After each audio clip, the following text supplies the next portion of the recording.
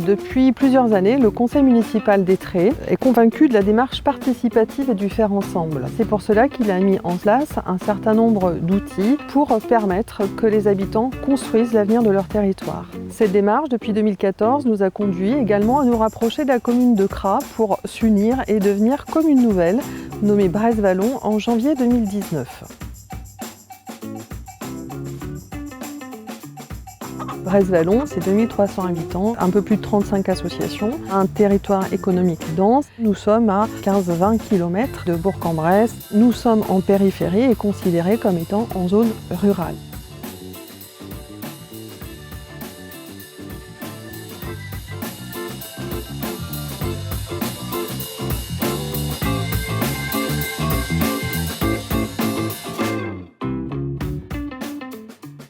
Les parties prenantes de ce projet, elles sont au nombre de 4. Les associations, les acteurs économiques, ainsi que les habitants citoyens et les collectivités, puisqu'il va de soi que le périmètre d'action du tiers-lieu n'est pas strictement réservé aux habitants du territoire de Bresse-Vallon, mais que ce lieu s'inscrit pleinement dans une dynamique de territoire et de faire de ce lieu un bien commun.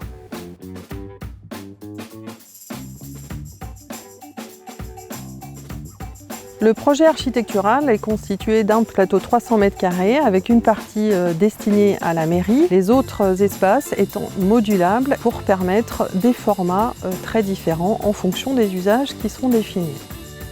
Au travers de sondages gommettes ou bien des World Café, des apéros citoyens, il s'avère que plusieurs pistes ont été identifiées.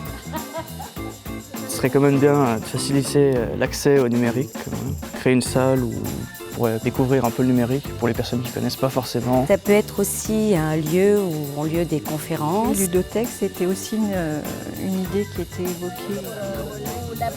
Que ce soit le point de relais, le transport à la demande.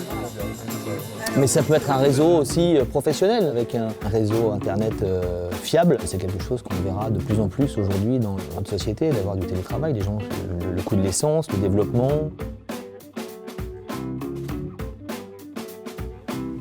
L'enjeu de ce projet est clairement d'accompagner les transitions économiques, écologiques et numériques, de développer l'entrepreneuriat, de permettre des espaces de rencontre entre les habitants et de tisser de nouvelles solidarités au sein des territoires ruraux. On souhaite un tiers-lieu 2.0 où il y a des contributeurs qui viennent enrichir les données des projets de chaque participant.